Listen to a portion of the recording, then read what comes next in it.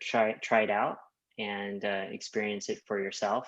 Uh, and really put yourself in the shoes of sort of the next generation of shoppers. I feel that it typically costs a shopper an hour of their day to make a visit to any one store. Um, that even if they do want to make a make a decision to go to that store, they have to decide whether or not it's worth the trip.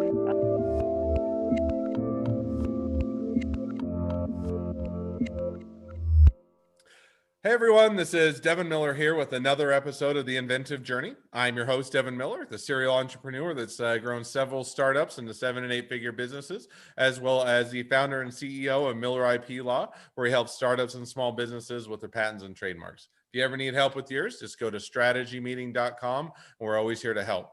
Now, today we have another great expert episode, and I love the expert episodes because I get to learn a whole bunch of different new topics, and today is no exception. So Michael Agustin is a guest on, and we're going to talk a little bit about augmented reality and virtual reality as it relates to e-commerce. And so as you'll find out, there are some e-commerce platforms, and that can be everything from selling something online, typically whatever it can be from, your or natural or organic honey to a technology to whatever it might be. But a lot of times people aren't using, or there's technology that you can utilize with augmented reality, virtual reality to really integrate and upgrade and set yourself apart from the competition. So I'm excited to talk a little bit more about Michael with all of those different facets of how to do that. And with that much as an introduction, welcome on the podcast, Michael. Hi, Devin. Welcome. Great to be here. So I gave a kind of a brief introduction about what we're going to be talking about as far as the expert episode. But before we dive into that, maybe just give the audience a couple minute introduction to you, a little bit about your background and why you're an expert, or why people should listen, and why you know what you're talking about. Sure. So I'm the co-founder of Curie, which enables enables Shopify stores to be able to bring their storefront and showroom anywhere in 3D. And this is accomplished through augmented reality. We have an artificial intelligence that converts 2D images to 3D at scale, reducing the costs quite significantly for folks that are unfamiliar with 3D.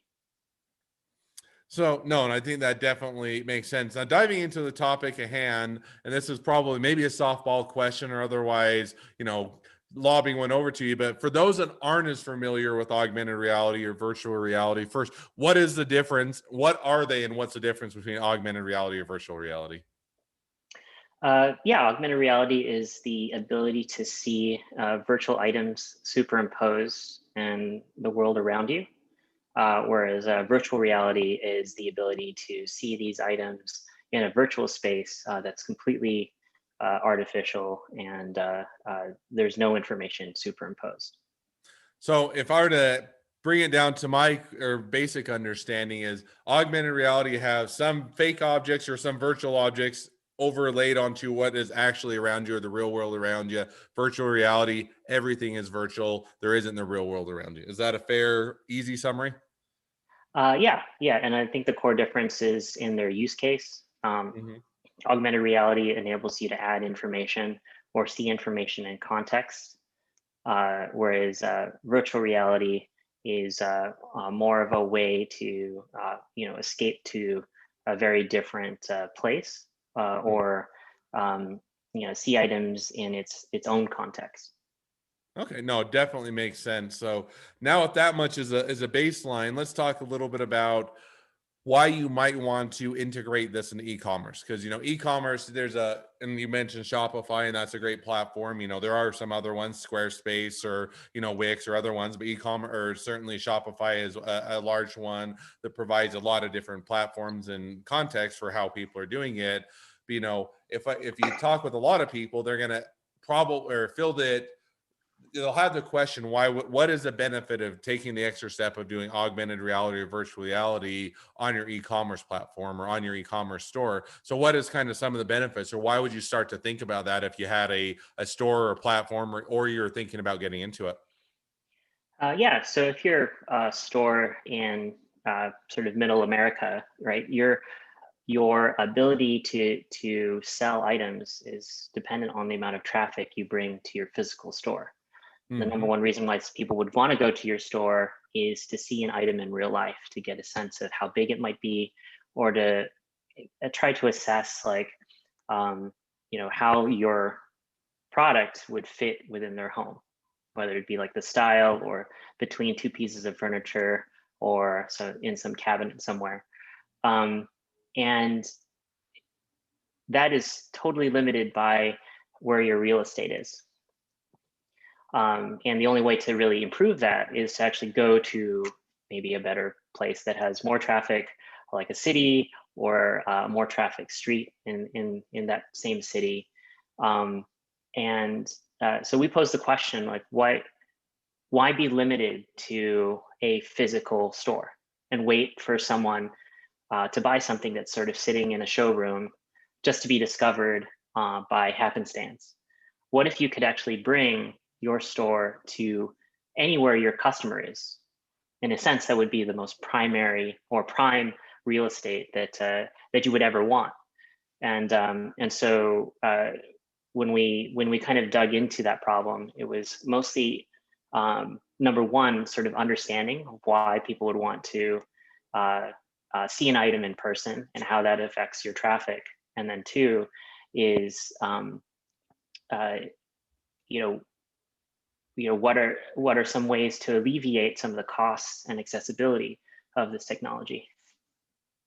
No, I like how you've read that, because just to your point, whenever you get into, real estate, especially with retail, it's always a location, right? You want to have your store at the best corner for the best location for the type of customers you're going to be. So if you're trying to sell, pizza, then nearby a stadium where you're going to have a whole bunch of people going to and from the stadium, getting hungry, wanting to eat, that'd be a great location. And yet, to your point, if you're selling, whatever it is, the more you can get in front of people, and the more if you could magically transport that store all across the country, whatever it is, so people could see it, visualize it, almost touch and feel it, then you're going to be able to replicate that real estate, and without having to pay the high real estate costs across all of the country and have a whole bunch of stores in that. So I like that idea. But really, augmented reality, virtual reality, it's not just hey, it's a cool toy that we can play, video games on, or we can other do, but it has a practical application in e-commerce of being able to transport your store such that they can get that more realistic experience across the country. So now, one question my guess is, or for the audience would be, is anticipation, or I'm guessing a lot of people would be shy away from exploring augmented reality or virtual reality because it's going to be difficult, or at least it has the appearance of being difficult, in the sense of, hey, if I'm not highly technologically savvy, if I don't know all about how to use all the cameras and or convert it all and do everything, then I'm worried that I'm not going to be able to implement it. So is that a correct fear, and does it require a high level of technical understanding, and you'd want to hire someone and bring them on their team, or just something that people with a reasonable or a more limited technical understanding would be able to start to implement or integrate into their website? So yeah, I think that when we were looking into the industry, we found that it hasn't approached the ease of use of, say, a YouTube. Hmm. If you think about YouTube, you have the tools available to you. You have either a camera or ability to take some type of video and upload it easily, and have all the hosting and the formatting and everything provided for you, so you don't have to think about it. I think with AR, it's a bit different. What a lot of people have at hand are video and photos, but they don't have access to a tool that enables them to easily model and create 3D of their products. And so we felt that it would be necessary to create an AI that would do that for you. And so our aim is to try to make things as easy as YouTube, so that information can spread as easily on that platform. No, definitely. And I think that the closer you can, because most people are now, with the minimal amount of, technological understanding, can upload to YouTube. They can use a platform and they can start, whether it's their own channel or their own, other own following. So as you do that, walk us through a bit of, let's say I opened up Devon's Furniture Store, and I'm making it up because I really would not be a good one to open a furniture store, but we'll make it up anyway. I opened up my own furniture store, and one of the things I thought would be cool is for people to kind of visualize what the size of my furniture is, whether it fits in my house, whether or not it looks good, and might saying, okay, virtual reality or augmented reality might be a really good place for this. How would I start to go about implementing augmented reality into my store? What would kind of those, and I know it's probably difficult to do it in 1 or 2 minutes, but kind of give me the brief steps as to how I might go about tackling that. Yeah, so I guess the hard way would be to find yourself 3D artist on your own or someone in your network that knows how to do it uh, at the level of quality that most artists would or customers would find realistic. Um, and then work your way through the production process of making sure that you have all the right materials in place for that artist to be able to recreate your product.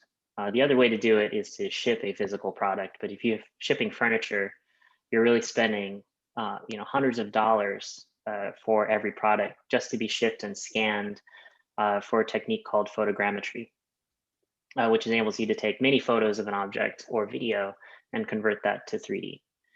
Um, so the easy way would we developed a Shopify app to be able to take in the photos that you already have available on your product page and product gallery, and we'll do the conversion for you. And it's a lot simpler, and it uses the tools that you already have available, and it simplifies the process of being able to find that resource to be able to do that conversion. Oh, definitely makes sense. So now, if I were to maybe simplify that down in my mind, so if I were to, I got my store set up, so I've got my awesome furniture, world's best furniture in the world, and I'm just using that as an example because it's easy with my mind to visualize. I would need a camera. I would need an e-commerce. I guess I don't. If I already have the pictures on the website, then I don't even need a camera anymore. But I'd have to have a Shopify store. I'd have the pictures on the website, and then I would sign up, or I would get your app on the Shopify store. I'd integrate it in with the platform, do a little bit of setup, and then you guys, it would largely do the rest, or at least do an initial rendering for me. Is that a fair summary?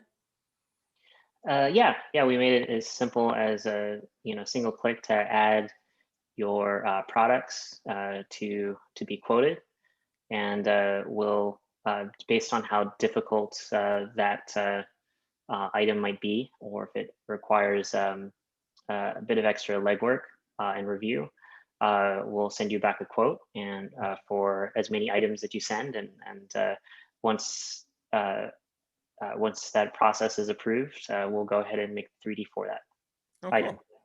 Well, sounds like a great process. Now I'm going to go back, probably circle back to one of the previous questions we touched on a bit, but I am still a bit more curious. So I've given a few examples, or we talked a little bit about what the advantages are, but what are some of the different types of e-commerce stores that either have or could utilize this? In other words, I gave, a furniture store, which is easy in my mind to say, okay, if I'm going to go buy a big piece of furniture, I'd like to see what it looks like in my home. If I can't always go out to the store, let's say it's custom or specialized furniture, makes sense. I can see kind of what it looks like, or I can get an idea of what the size is, or how like might fit my home. But what are some other ways, or other types of stores, or other types of e-commerce platforms that people might start to consider? Hey, this would work well within augmented or virtual reality. Yeah, there's a lot of products where a shopper uh, uh, uh, might have within their decision making process, like a where size actually does matter in terms of whether something would fit on themselves or within their home. Those items are things like furniture, shoes, automotive, home goods, appliances, certain types of consumer electronics, especially what related to improving their home office. And uh, it can be as low end as making sure that um, you know certain bulk size items in Costco would fit within your home. So it has a huge range, but it's typically around areas where uh, uh, customers are considering how big something is in order for them to make a purchase. Definitely makes sense. So, and if let's say, so now I've got all of these different, different, let's say I have all these different potentials where I think it'd be, hey, it'd be awesome to integrate this into my store. I think it'd be a good fit. What kind of cost and expense are you looking at for kind of to integrate it in the store, kind of to maintain it, to, do that? And you mentioned a little bit of there's some review process. You may have some assistance if you wanted to go more in depth, or if you needed that, but kind of give people a range of, hey, let's say this sounds like the world's best way to make my e-commerce platform even better than it already is. What kind of cost and time frame are you looking at? Yeah, so I think that the typical budget for a lot of Shopify stores tends to be in a couple thousand range, and that's usually the budget they use for things like photos. Uh, and We're looking to lower the cost from above 10,000, which is typically what a big uh, sort of first class tier department store would use, to make that something accessible within that range. So you'd be able to convert most or the entirety of your store to 3D within a few $1,000s. Well, awesome. So a few $1,000s, two or three or whatever, a few $1,000s to kind of get that all converted, set up and going. Now, time frame, let's say I wanted to get going in the next 6 months, year, 1 month, 1 week, or kind of if I was saying, hey, sounds like, the next step for my e-commerce store that it'd be worthwhile. How long does that typically take to get set all up? Uh, so Typically for the process to be rendered and reviewed, that takes roughly about 3 days per product. And so it really depends on how many products you might have. Some, I think, medium sized stores have sort of within the hundreds of product SKUs available. All right. No, definitely makes sense. Well, I've peppered you with a few questions, but if you were to say, looking at it, is there other areas of consideration or things that you are that would be helpful for the audience to be aware of as they're kind of exploring or thinking about or learning about a new tool and ways to set up that we didn't touch on that would be worthwhile for them to know as well? Yeah, I think that the only thing that's constant is change. Um, what we're seeing is a 3Dification of uh, of the web. If you look at the engagement that like things like Roblox and Fortnite and Minecraft are getting, in addition to some of the technologies that might be available for you to buy to sort of replace or augment the cell phone, we're seeing a lot of new tools that be coming out in the next couple years that are really going to sort of replace our original habits around the cell phone. So I think prior to 2007, no one would have imagined that the number of people that you would see on a sidewalk looking at their cell phone, scrolling a feed. And I think in a couple more years, there'll be a lot more people using AR and VR. We would call the combined field is called XR, more comfortably within everyday scenarios. And it would be sort of towards the resolution of, comparing like, uh, if today's technology was like a normal cell phone or a phone call compared to being able to see uh, and collaborate the amount of degree that we have on the web, we're going to see the same amount of difference um, uh, pretty soon with the upcoming devices that Apple and Facebook and some other groups might be releasing. No, and I definitely I definitely agree with you. It's kind of probably the old word out cliche, but if you're not evolving, you're dying type of thing. If you're not moving forward, you're moving backwards, however you want to say it. But as you're, trying to, especially as things continue to move more and more online and e-commerce, as people are going into the, retail stores less and less, you to be able to give them that same experience or that same look and feel, I think it has a lot of added benefits because then you're going to incorporate what they're wanting in your platform, whereas a lot of the other platforms are going to be much more antiquated or not going to be keeping up. So I think there's definitely that benefit. Well, as we start to wrap up the podcast, I always ask for the expert episodes one question at the end of each episode. So we'll go ahead and jump to that now, which is if you were to if you're talking to somebody that's a startup or small business that was just thinking about getting into this area of augmented and virtual reality as it relates to their e-commerce platform, and they're saying, "Oh, should I do it? Should I not do it? What should I consider?" Kind of, feeling a bit overwhelmed or not knowing how to get started. If there's just one thing that they could do to get started, to dive in, to learn more, what would that one thing be? Uh, well, I guess we created an app to really make that easy, and it's free to install and free to try out. We'll even make a model or two for free if you go sign up soon. And so it just really is based on the demand. Um, but yeah, I guess my suggestion would be just to try it out and experience it for yourself. Uh, uh, and really put yourself in the shoes of sort of the next generation of shoppers. Um, I feel that it typically costs a shopper an hour of their day to make a visit to any one store. Um, that even if they do want to make a make a decision to go to that store, they have to decide whether or not it's worth the trip. So a lot of destination sites like Best Buy and Walmart are going to get a lot of traffic, but the days of like sort of window shopping might be out the door for some people. So I think as people pick up these new types of habits, they're finding that it's more convenient, and there's been no indication that these behavior are going to try to or actually reverse. No, I definitely agree with you. And I think that, figuring out what the trends are, where things are headed, and then keeping your platform and your company and your business on trend and ahead of those is going to give you that added benefit. I even like that, I think that if I would take that takeaway, it's really just get started, try it out in the sense that even if you're to say, hey, it's not for me, it doesn't work for our platform, you're not going to know until you give it a try and jump into it. And that oftentimes just starts with downloading the app, seeing how it works for their store, playing around with it, seeing if it makes sense, and seeing if there isn't a way to incorporate that technology. Well, as we wrap up, if people want to reach out to you, they want to find out more, they want to be a customer, they want to be a client, they want to be an employee, they want to be an investor, they want to be your next best friend, any or all of the above, what's the best way to reach out, find out more, and get more information? So yeah, our app is available on the Shopify app marketplace. So if you just search for Curie, you can find us there, or you can go to curie.co.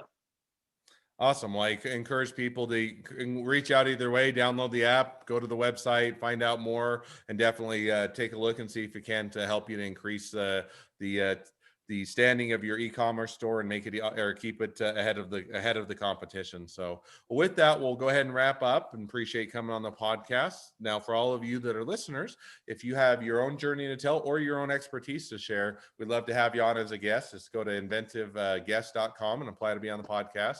Also, as a listener, two more things. One, if you make sure to click subscribe in your podcast player so you know when all of our awesome episodes come out. And two, leave us a review so new people can find out about our great podcast. Last but not least, if you ever need help with your patents, trademarks, or anything else, feel free to reach out to us at Miller IP Law by going to strategymeeting.com. So with that, thank you again, Michael. I appreciate coming on. It's been fun and a pleasure. Now, you also signed up for the bonus episode or bonus question, so we'll chat about that for just a little bit. So before we wrap up, as a reminder to all the listeners, we always have an opportunity to talk a little bit about intellectual property for those of you who want to listen. So stay tuned for our bonus question. Otherwise, we appreciate you listening and have a good one. Thank you very much, Devin. So now, as we wrap up and now we switch over to the bonus question, you always get an opportunity to, I always get opportunity first to be able to pepper you with questions, ask about different areas, and you always have to respond and do that. And now you get to flip the tables a bit and ask me a question that I get to be put on the spot and have to answer. So with that, I'll turn it over to what's your top intellectual property question? Um, I guess right now there's a lot of uh, interest in artificial intelligence. Where do you see the most activity happening in the world of AI? Yeah, I mean, and I'll take that for a bit from a patent perspective, and I'll give a complete aside note, and then I will answer your question. One of the interesting questions that's come up with AI is, let's assume that at one point it gets smart enough that it actually figures out machine learning, figures out how to do things, and you actually have AI that is creating or innovating or coming up with new things or different ways to do it.